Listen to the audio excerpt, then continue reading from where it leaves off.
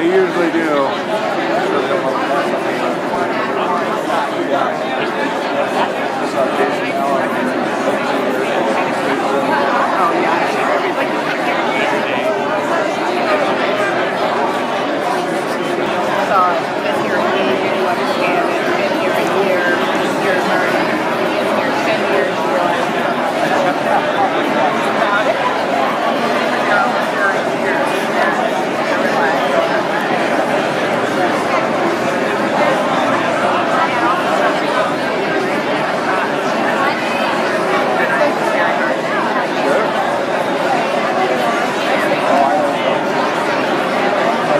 There you go. All right. Good morning. How are you? Good to see you. Thanks for coming out. You're from Ohio? Oh, okay.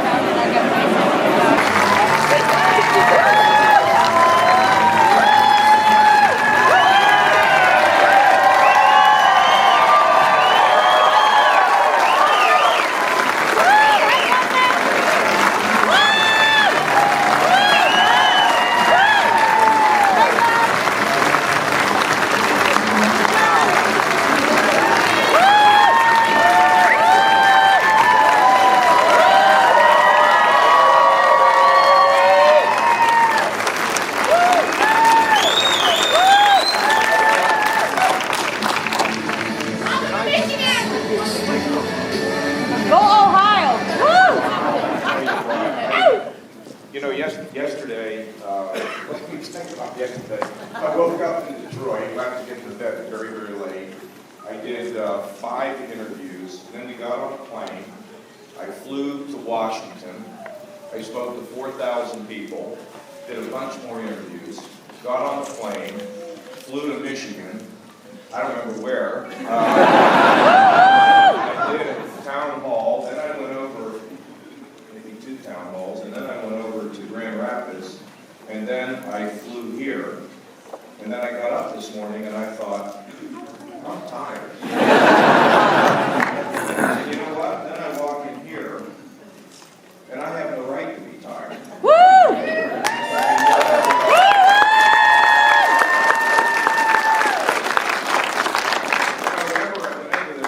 Maybe some of you think this is wacky, okay, but that's okay, because you gotta have fun and let people know who you are. But some days when I get up, and I am a little bit tired, no, it's not very often, but we don't have as much time to exercise, which is something I love to do. But you know what I think about? I think about St. Paul. St. Paul spent his entire life, not that I'm carrying out any kind of a mission like St. Paul did. That guy would be beaten with rods and stoned and almost killed for spreading the good news. He'd be put in jail, and all he got to do is show up and talk. I mean, it's a lot easier. You know what? I'm just so. First of all, this is an incredible town, isn't it? Yeehaw!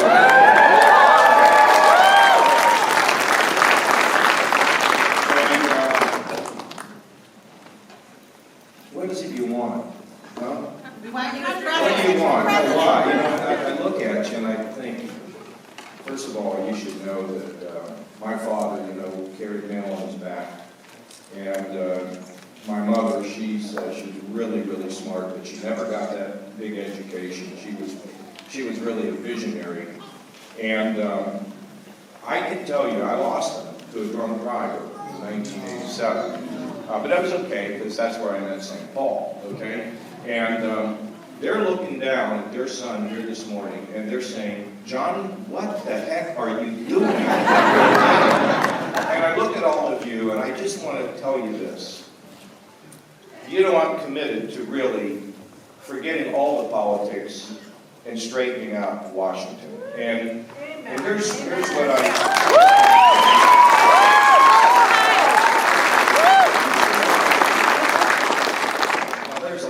Courage, wearing an Ohio State hat. Why are you giving me away? But here's the thing. Look, I understand the hassles that we have. I mean, deeply. I came from a town where if the wind blew the wrong way, people found themselves out of work. And, we had no voice. my grandfather, my father's father, was a coal miner. He'd go down on the mine all day long, and he'd come up and expect to get a full day's pay. And they'd say you brought up too much peat and not enough coal, and they'd cut his pay in half. He didn't have anybody to complain to. I mean, the neighborhood where I grew up, none of us had any power. We didn't know it, didn't think about it. We didn't get, like growing up in Pittsburgh, we didn't get like Steelers tickets. That was impossible. And we go to see the Pirates play. We go on Labor Day. You know why I go on Labor Day? No, not cheap tickets, but because you see two games. So you see two games on Labor Day.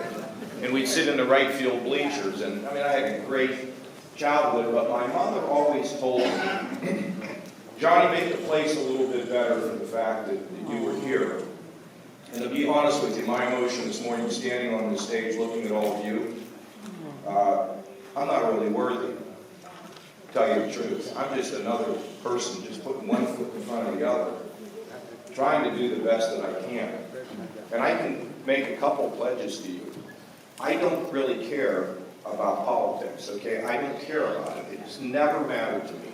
What matters to me is looking at problems that affect you. And while I'm in this position and I'm driving the car, I don't put it in neutral, and I don't put it in park. And I'm not frankly interested in whose toes I step on. Because, and I don't want to be rude to them, but just get out of the way. Because if we have a problem in this country with balancing the budget, and here's the balance of the budget, it matters because the debt's now getting so high. But the real problem with it is it keeps us from getting the jobs we want. And I can also tell you, in balancing the budget, you step on everybody's toes. It doesn't bother me. It doesn't matter to me. We know we have to get the taxes down for businesses and also for individuals, because small business people who are here are paying their business taxes through their personal tax. Am I right? Any small business people here today?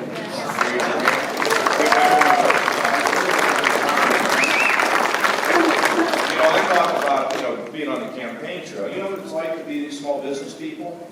They are struggling to make it. Every day they get up, they're looking at the inflow and the outflow, and they're wondering, how am I going to keep people working, and do I have to lay somebody off? Am I right? Yeah. It's a struggle. And they're the ones that are hiring our family. So we have to treat them with respect. And we can't have crazy rules that beat them into the ground, because at some point it's kind of like, I've had enough of this. And we don't want to have them have that attitude. We want to let them know that we're on your side. We're not against you, we're for you.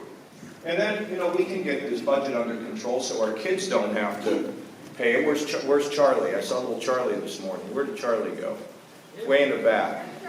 There's Charlie. Look at Charlie. Look at him. But little Charlie, he deserves a great America, and we can give him that. And for the seniors that are worried about, okay, Charlie's flying enough now. We can see. The seniors are worried about Social Security. We can fix it. Sean Hannity said to me yesterday in an interview, he said, well, there's the third rail of politics. There is no third rail. If you think there's a third rail, don't run. There's no such thing as a third rail. If you got a problem, you got to fix it. And the way you do it is you just be fair to people. You don't favor one group over another. I never have done that. That's why the establishment, frankly, has never been keen on me. You see, because coming from that little blue-collar, Democrat, conservative, God-fearing town in Keys Rocks, that's who's in my head. Not rich people and I used to say to my father, what do you think about the rich, Dad? He said, Johnny, we don't hate the rich, we want to be the rich. They don't call the tune more than the guy that's guarding the door. I'll tell you what happened last night. This campaign has changed my entire lifetime. We were having dinner in Grand Rapids, and I walked through the door looking for the bathroom, and there's a guy standing there. He said, how are you, sir? Before I got out on the campaign trail, I probably would have said, how are you, sir? I'd been gone, I'd gone back in, that'd have been the end of it. I said, how's your life going? Have you had kids? He said, I have 3 kids. I think he said 23, 21, and 18. One of them still living at home. And So I walked back in to eat dinner, and I thought, wait a minute, this guy's working at this door.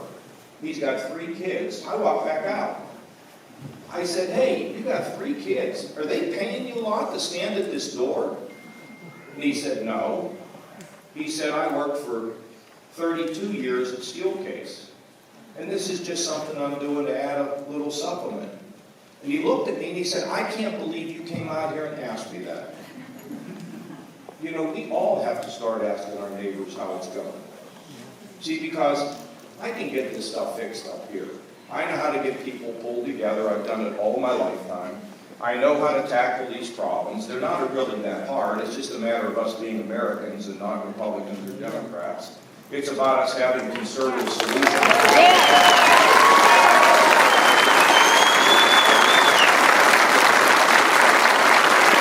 I were in Congress, if you wanted to come to the White House, you'd write us a letter a month in advance. Now you just jump over the fence, right? That's not funny. And we think about the IRS, and we've seen political shenanigans there. We think about the VA. And these combat veterans come home, and some of them have got so many problems, and there's nobody answering the phone. And some of them take their own lives. You know, they've given their life for the country, they come home, they need help, and nobody helps them. I mean, that's just not right. That is just wrong.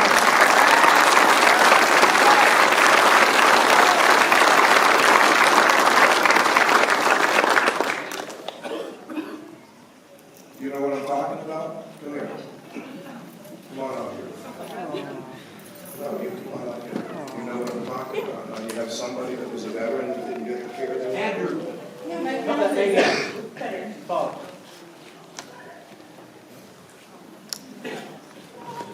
Let's get some, yeah, is there a doctor here? Oh, here. Come on, over, doctor. Can you come over and help here? I think she's probably just got a little bit overheated. Oh, here's some water. That's why I'm not a doctor.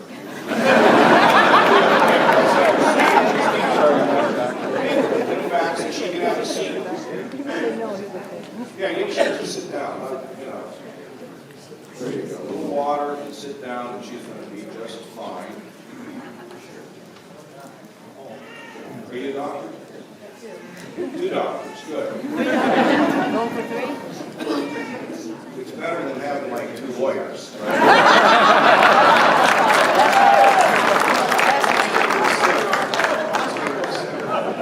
There we go. There's a chair for her.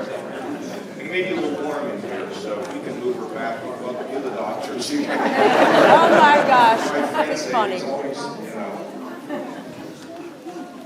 Okay, she's going to be okay. So here's a young woman. Her fiance is a veteran. She's worried already, huh? I mean, so many people just come in the military are only trained to do a couple of things, like defuse bombs and kill people, and it's one of the only jobs that we have. Yeah. And you're worried about what's going to happen. Well, you know what? These people in the military, I know about them. I was there 18 years getting them the resources they wanted. But no, they are not people that just learn a few things. They learn so many things. And what they learn is they learn leadership and flexibility, and they learn teamwork. And let me tell you, in our school,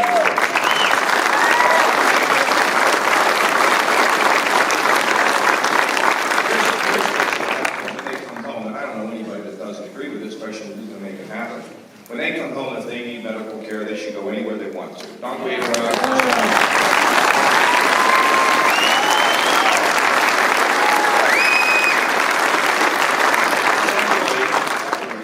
When they come home to Ohio, if they drove a truck in the military, we give them a CDL. We don't make them have a test, like have a test, you know. You're driving a truck in Afghanistan, and when you want to drive a truck from Columbus to Cleveland, you got to go get a license. If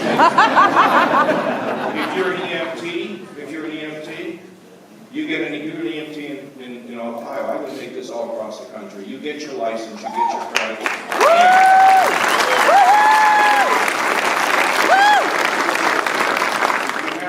If you have experience in the service, we'll give you credit in college and the university. Wow.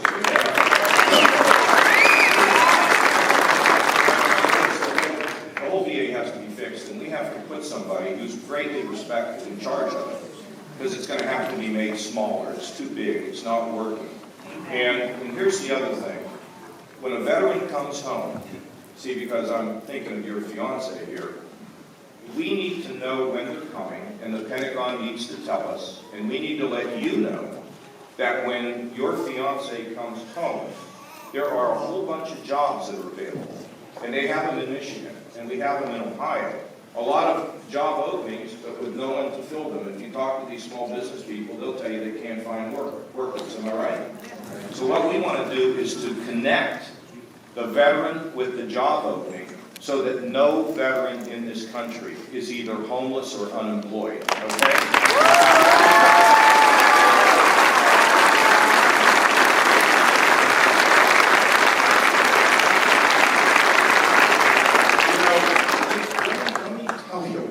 Seeing and why I talked to that guy who was standing at the door. Because you know how much courage it takes for somebody to just express their deep feelings? And it just seems to me there's so much disconnection. So I've been talking about the widow married for 52 years and her husband dies and nobody calls her. So, call her. Call her on Monday, tell her we're going to dinner on Saturday night. Thursday, she'll go get her hair done. And Saturday, she'll wear a dress she hadn't worn in 6 months. That's changing the world. I mean, we need to be connected to one another, right?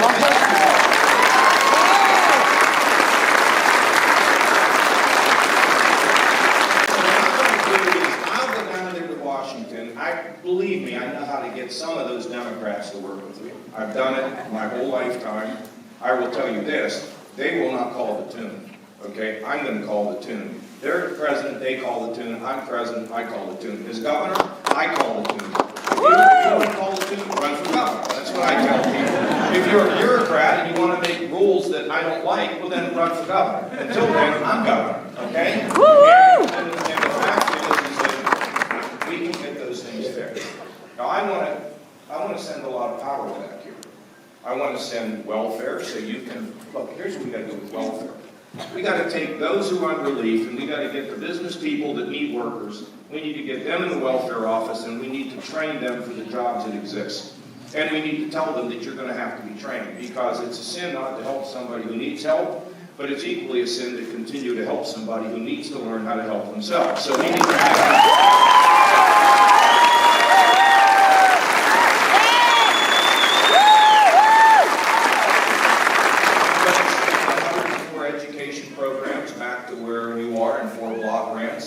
And let me just tell you that our problem with education is not really that the federal government has too much power. The problem with education is that our school boards get too political.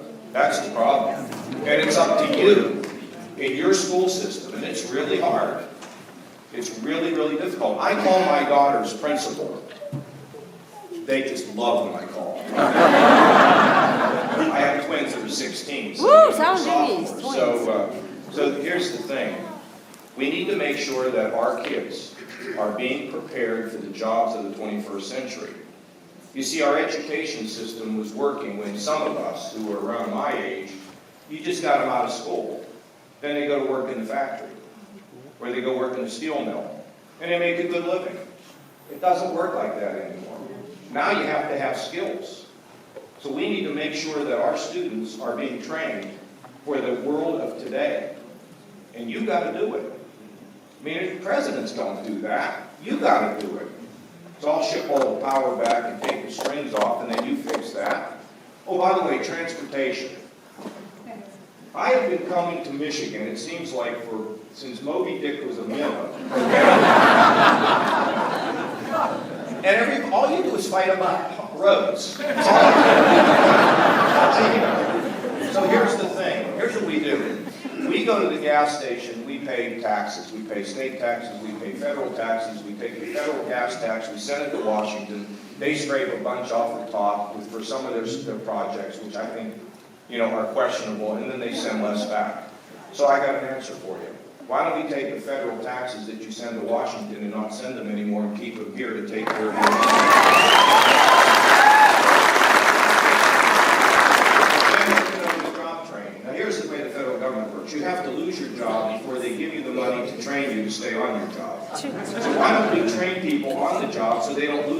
job so we don't have to train them for a job that they don't have yet. There you go. Now, I don't see, where's nobody using it? I must be pretty good today because I don't see anybody with a smartphone. Oh, there's one right here. Here, let me have this. There you go, baby. I'm now not on video, okay? So here's That's my life. That's your life. I gotta get you to get a better something. So here's the thing. I was in Florida when my kids were 16. It was about 5 or 6 years ago. And they said, Daddy, what is that box over there? And I'm looking, I can't, what? Oh, I said, I know what that is. That's where Superman changed his clothes. And your mom and I used to put coins in there to call people. They're like, no way. Everything has changed. Now you don't even go to the store to shop. Right? What do they call that? Cyber Monday. I think Cyber Monday is going to overtake, I never understood that, was it Black Friday? I hate that title, Black Friday. But anyway, Cyber Monday is rolling. And, you know, we're going to have self-driving cars pretty soon. I have a friend that has a car that he can actually, I think he doesn't really have to touch the steering wheel. Oh my God. The car will slow down, speed up, it will make turns. And we're not even anywhere close to what it's going to be like. And they say we're going to have flying cars. And I always knew we would have them, because when I saw Chitty Chitty Bang Bang, one of my favorite movies. Me too. Chitty Chitty Bang Bang. I have to watch that again. But anyway, Chitty bang bang. you think about medicine, these doctors that are here, they'll tell you medicine is just dramatically changing. We're going to have personalized medicine. We're living longer. I mean, everything is happening. Oh, and how cool is it that this guy, Kelly, I love this story. 1 year in space. Not quite 1 year in space. Okay, he didn't make it a full year. I'm going to have to write an opinion on that. No, he was there. He said today, I guess I read that he wished he had stayed even longer. You know what's so cool is that he is 1.5 inches taller than his identical twin brother, because being in space, he expanded because of the spinal cords. So I had some guys that work with me. Maybe they ought to go into space for a bit. John Glenn. Anyway, but think about that. Think about what that's like. Everything's moving fast, except the government. And the reason the government doesn't move fast is because who cares? Except us. By the way, I get more smartphones this way. So, the thing is, let's Uberize the federal government, the state government, and local government, okay? And make it work for us. Make it give us better services at lower prices.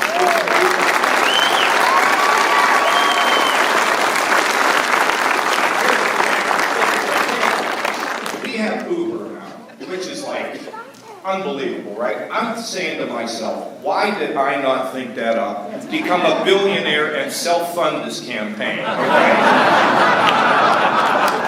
You know what's stopping Uber? Politicians in cities who are taking orders from the cab companies. They're putting political pressure on them, and these politicians are wilting. And that's what I'm trying to get to. Forget those people. Just do the right thing for the folks that need to see the change in government.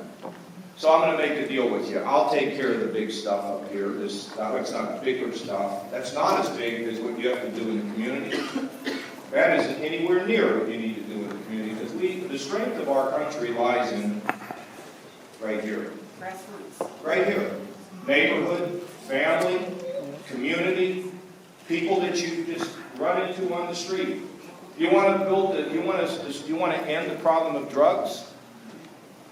You get these kids and you tell them, we're watching you kids, do not get on those drugs.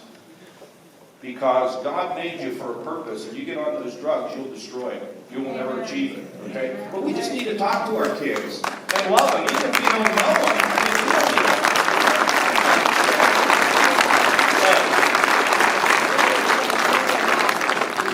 Where's Senator Wayne Schmidt? Where is he? Senator, come on. come on up here. I want to thank you for your endorsement and your support. This is great. Here he comes.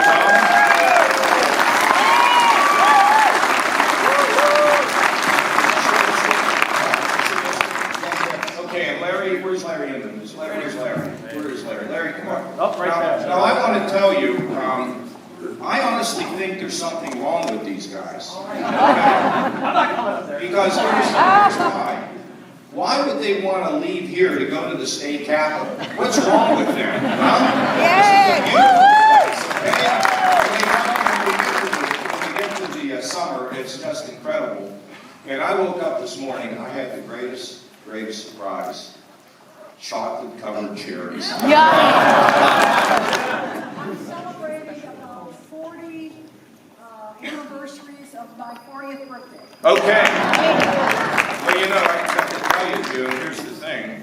I met a guy in Iowa, he's 83 years old, we were having dinner, he looked fantastic. So, you know, 80's not that big a deal anymore, okay? So he's 83 years old. I said to him, my God, pardon? He is. Are you good at farming? So here's the thing, June. So I'm talking to him, and he's 83, and I'm like, what are you drinking? I'm going to order some. And he said, oh, you have to understand. My mother just turned 107. And he said, and my aunt died a premature death at 105. So June is the former chair. Can you give her a round of applause?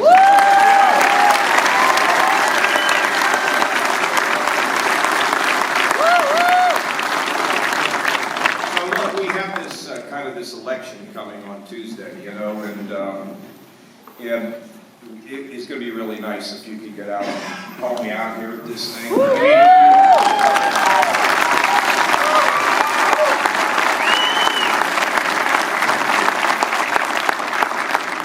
I've rambled too long, and don't tell anybody, okay? But you got to tell your friends to give me some support, because I go next. Well, I'm going up. I can't wait to get up there. But then after that, I'm going back to Ohio. Weehaw! And then we'll have a primary, and in that state of Ohio, I'm going to win the Ohio primary.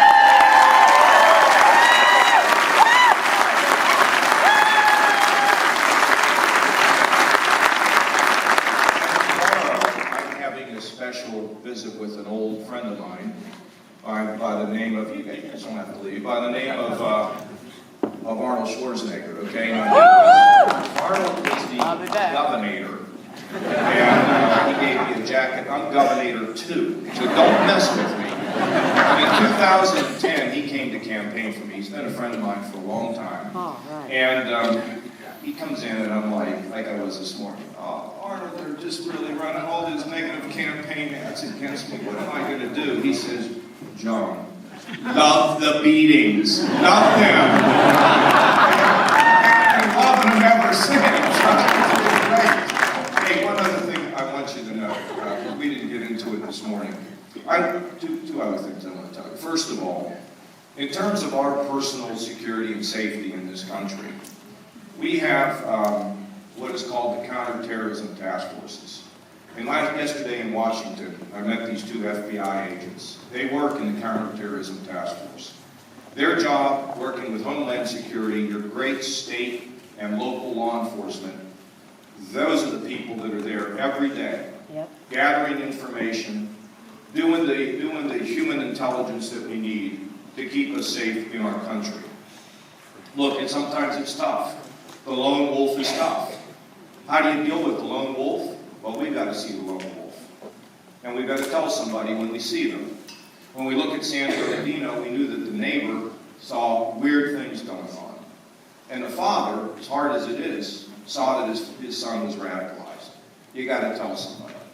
And but we are on top of that. And by the way, when Apple and our intelligence community is fighting with one another, you know what a president does? A president gets them in a room, locks the door, and says, you will not come out of here until you come out with a solution.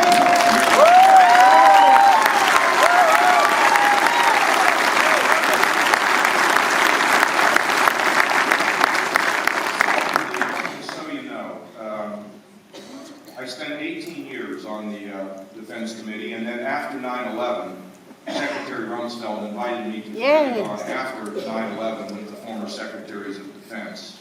And I was able to move in and out of that building with people for about 2 or 3 years, helping these technologists to solve some of our problems. It was very interesting at that first meeting I had soon after 9/11. Brzezinski, you know, his daughter's Mika on Morning Joe. She's a really nice lady.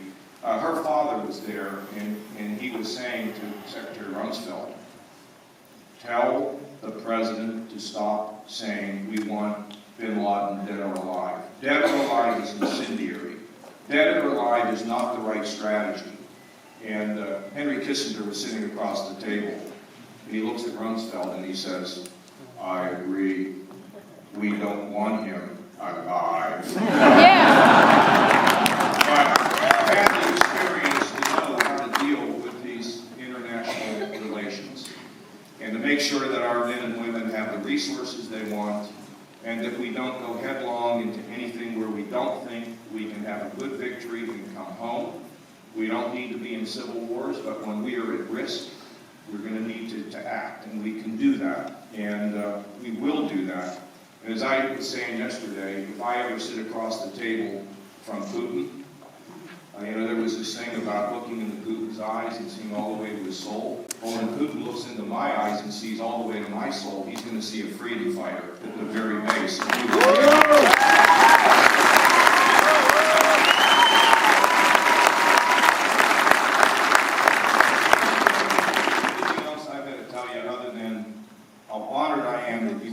This morning, and I just wish I could just take a movie clip and stick it right in the back of my head and just remember vividly being here this morning, which I think I will. Right. And let's just work together to make this country the best it's ever been for our children and our grandchildren. Thank you all very much.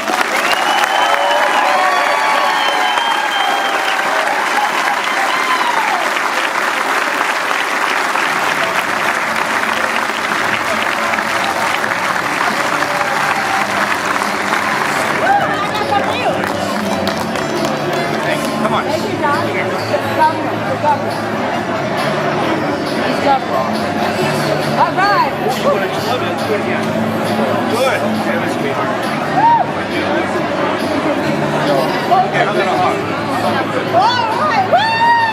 Still undecided? Oh yeah. Thank you so much.